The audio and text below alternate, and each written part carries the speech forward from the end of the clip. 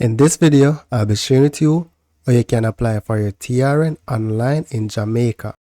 So you want to go to jamaicataxgov.com. The link will be in the description of this video. Once you're on the portal, you need to create an account before you can proceed. Now, I am already signed in. So once you're signed in, what you're going to look for is apply for TRN, right? So you're going to select this link, then select next to continue. Now for customer type, from the drop down, select individual or whatever applies to you. Then select generate application. Then select next to continue. Here you're going to enter the applicant details. Now there are two sections when it comes down to name, right? Your current name can be different from the name given at birth, right? So you want to pay attention to that. So these are the key information that you're going to fill out. So once you entered all the required information, select next. Now for the section that says reason for name change, select other and specify the details, not a name change, right? Then select next. Then on this page, you're going to complete your address and your mailing address information.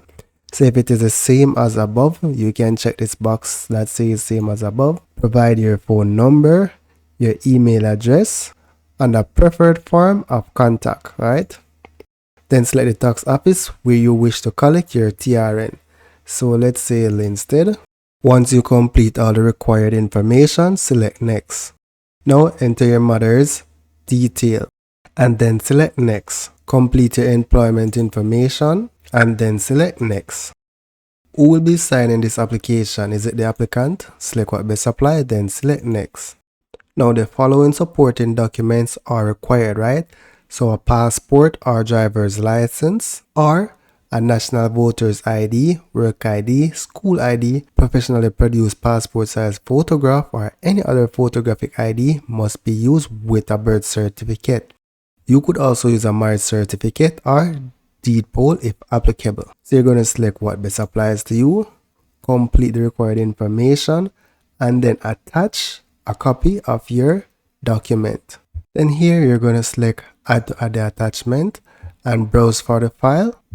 Here for the description, I'm just going to say passport, save, and then select next. Now before you hit submit, you need to declare that the information that you give on this form is true and correct, right? So you're going to check that and then select submit. However, this video was just for tutorial purposes, so I'm not going to hit submit.